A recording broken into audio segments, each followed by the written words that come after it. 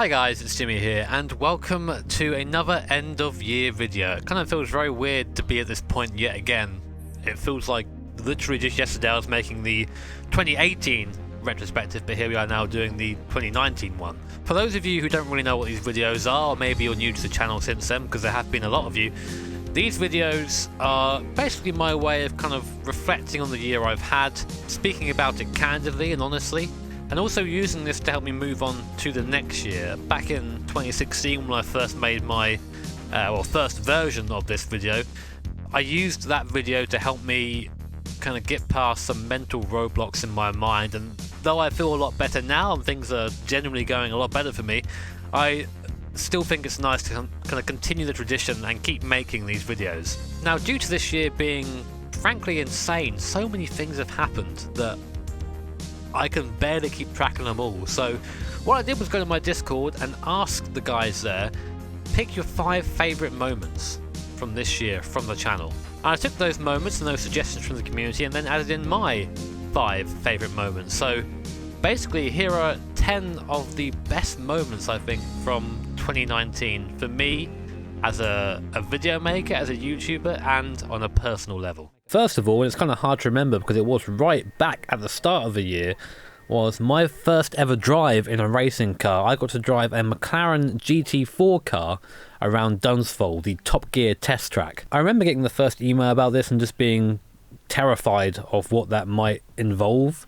The worst thing for me is, as a sim racer and someone who's an avid race fan, is that I was very scared of being bad, not being a good driver, or just being completely terrible, because I guess I have an ego when it comes to that, and it meant a lot to me to be at least semi-decent. I wasn't expecting to be the fastest guy in the world because it's my first time ever in a racing car, but that was my massive thought going into it.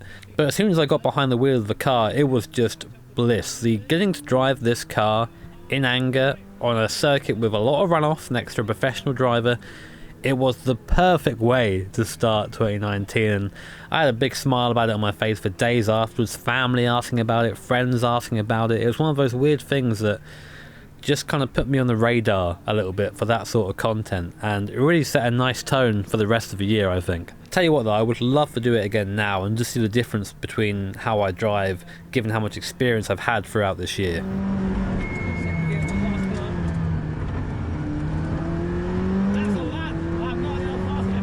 Shortly after that, I have the best performing video ever on my channel, which was racing against Max Verstappen and Lando Norris in F3 cars in iRacing. Not only was I lucky enough to share a track with them, I also got to race directly Max Verstappen for a few corners after he made a mistake. Slow car ahead. Oh, someone's bottled it. Right. Go left. Oh, it's Max Verstappen! I passed Max Verstappen! And that was some of the most intense racing I think I've ever had, because I knew who I was racing, and I was racing a Formula 1 driver. I didn't expect to be anywhere near him on the circuit, yet here I was going toe to toe and just loving every second of it. I think the thing that made this special at the time is that this was just before Max and Lando were really starting to explore iRacing during the summer, so the fact that me, like a pleb sim racer, could go toe to toe with 2 current Formula 1 drivers was pretty amazing, and it's why I love sim racing so much. Oh my god, this is absolutely insane. I didn't think I'd be doing this when I woke up this morning. After that, we jump forward a little bit to the summer to our Le Mans victory. And it still feels weird saying that, because Le Mans for us as a team at GHR was this really elusive achievement that we just couldn't quite get. We always had bad luck, or things didn't go our way, disconnects, errors of the track, errors of the car, errors of the game, or just bad driving on our behalf. But this time, everything just went perfectly. We had one scary moment during the night, but luckily we fixed that straight away, and it ended up with us winning the 24 hours of Le Mans in iRacing, and yeah, it meant a lot. Yes! Yeah! You won.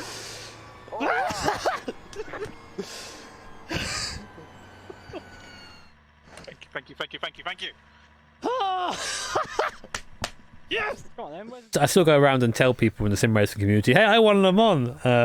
It doesn't mean much, of course, but it's a nice thing to have like in your mental CV, and the best thing about it is I got to share it with so many people. We had over 12,000 people watch us cross the line which is astounding and definitely a memory that will stay with me for a long time. And then later on in September, the channel hit 300,000 subscribers when I was streaming WRC8 in the second shed. It's going to go up and down a bit. This always happens when I sit here and watch it, which is the worst thing. Please, no Antarino. Dimmer. There it is! 300,000 subscribers! And for some reason that really got to me. That really meant a lot to me. I'm not really sure why. I think it's because at the time the channel was in a little bit of a rut. That happens with YouTube. You get into ruts quite often. You can't really figure out why, but that was one of them. And yet still somehow I managed to get to 300k. And it was just, yeah, I had a couple of tears on stream and just sat there and took it all in. And it's those special moments where you think, man, I can't believe this is my job. I can't believe I've got this far. And I say it a lot in these videos, and I do genuinely mean it, that I didn't think I'd ever get past 10,000 subscribers. I thought that'd be my peak. And here I am now with 30 times that, or more than 30 times that now. It's pretty insane. I'm a lucky boy. I really am. And although I said these are in no particular order, this next one is probably the proudest achievement, I think, of this year and of the community in general, which is that we raised £36,000 for the Mine charity in our 23 Hours of Zolder charity race that took part in October. There was some insane generosity from a lot of people. We have multiple £1,000 donations coming in, and again, my realistic goal for that was probably to try and hit £10,000. I think we could have managed that, but to hit £36,000 and to have so many people get together behind what is such an amazing cause, something that of course has affected me quite heavily over the course of my life, mental health issues, and I'm sure a lot of you guys out there too, to see the entire community pull together and do something so positive. I feel like a proud parent, I really do. And anytime anyone says something bad about the community or the people that watch my channel, I think, you know what, no, we've done that. What have you done? £36,000 to charity, amazing. I'm still massively proud of all of you, so thank you for that. Guys, £32,000 raised for Mines. You got a slow car on the left. Oh, I've got goosebumps. Car on your left. You're on the right. Really 3 outstanding. wide. You're in the middle. 3 wide. Clear on the right. 2 wide. Right side. Clear. Well done, guys. Well done, everyone. Check a flag. Check a flag. Oh my Good word. job. Very good job. So now I want to move on to my top 5 personal achievements from 2019. Things that have really meant a lot to me, or have made me kind of take a step back and think, wow, how has this happened? How have you got here?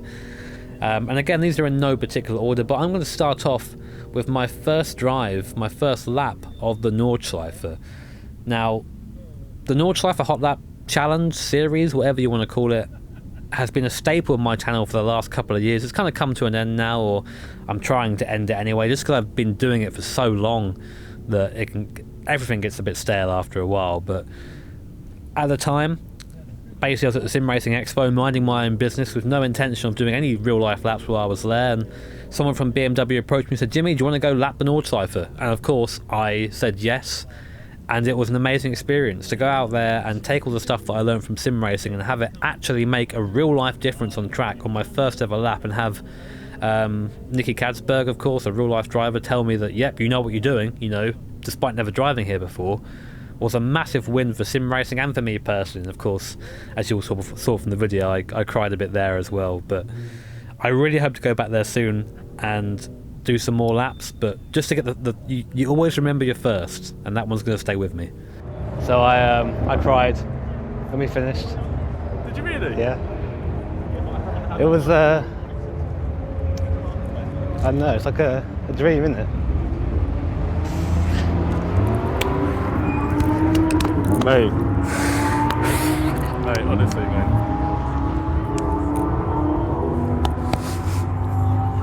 Oi, you're doing it, man.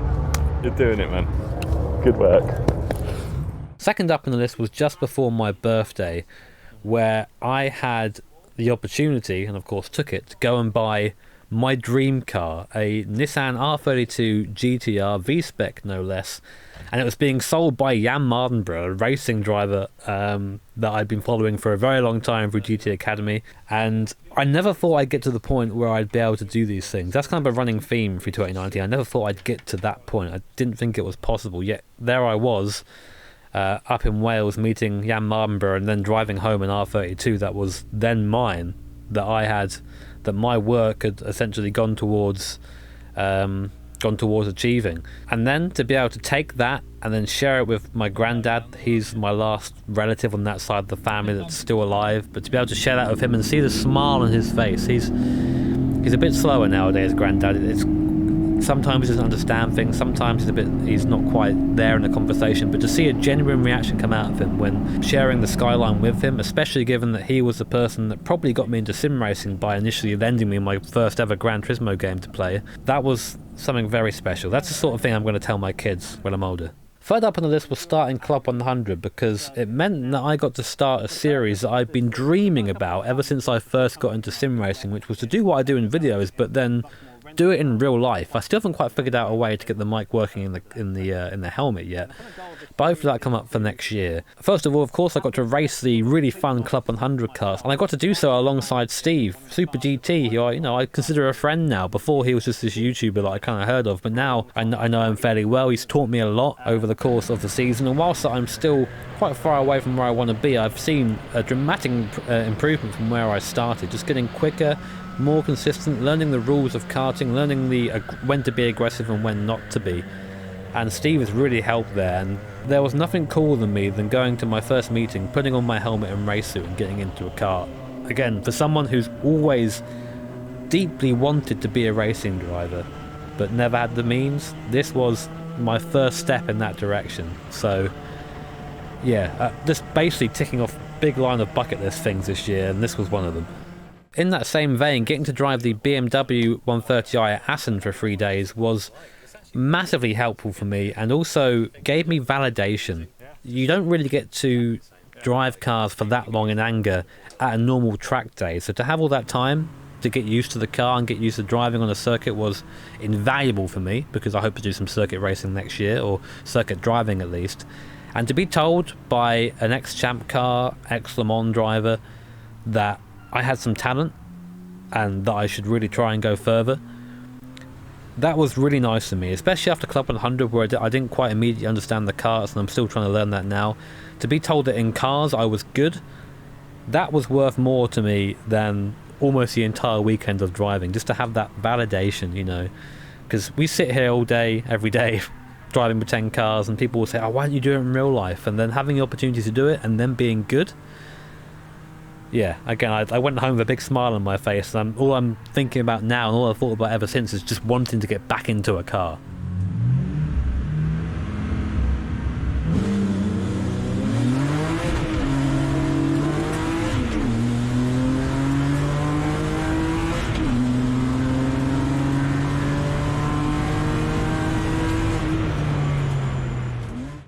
The last thing on my list as a personal achievement is kind of moving up to being a host and presenter for the Gran Turismo World Tour streams and shows, as opposed to just being a commentator.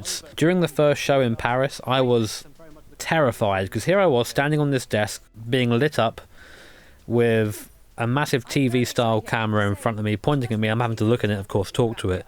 That was really scary. Very scary. I'm used to looking at a webcam in my room, not being up on the stage here in front of for everyone to see.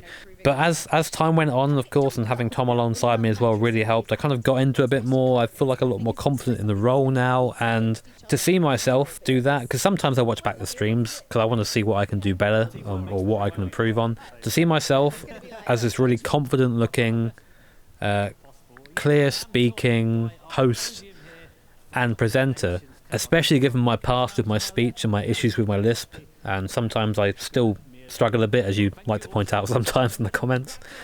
But to get to that point where I'm a professional commentator, a professional host, a professional presenter, get to that point with such a handicap in early life is, yeah, it's very cool, and I really hope I can do more of it. I have the way of thinking, which is that things could end at any point. So I'm just thankful for what I've had. If things ended tomorrow, I'd be upset, but it's great to know that I've had the chance to develop myself as a person and as a presenter and all those shows. So yeah, it's those are the top 5 personal moments for me, I think.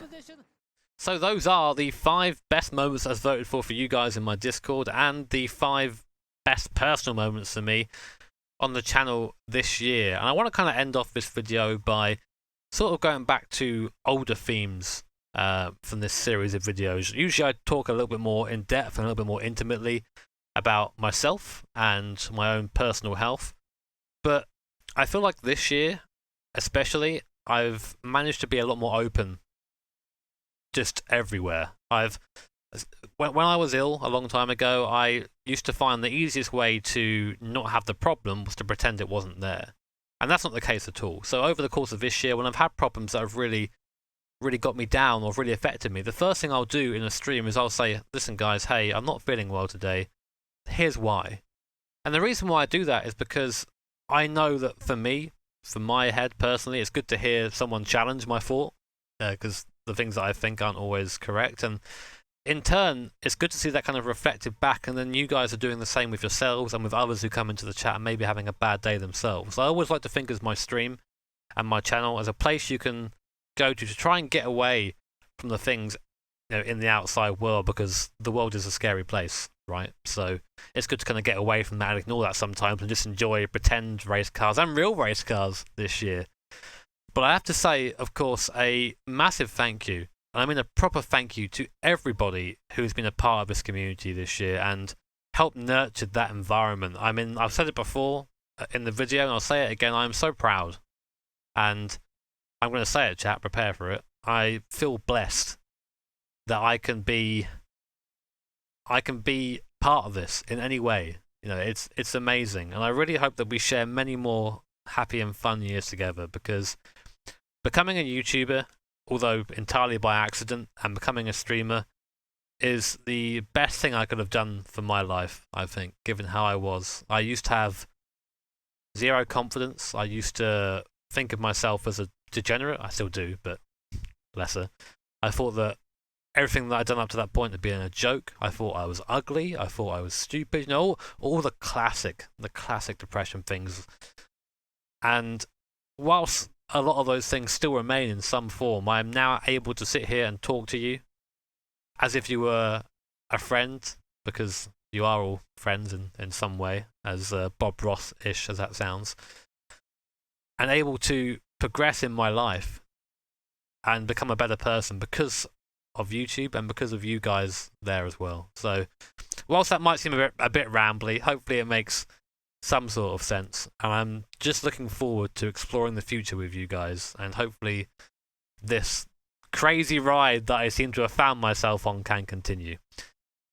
Anyway guys, that's it. Last video of the year, or it should be anyway. I hope you have an awesome New Year celebration, and if you don't, if you're feeling a little bit down in the dumps, remember that my Discord's always there. You want to talk in there, feel free. Links in the description. You want to just chill out and just watch other people have a chat, that's there as well. But we're never alone. You are worth a lot. There's always someone that wants to talk to you and wants to listen. So take care guys, for the last time in 2019. Have an awesome day. See you on the other side.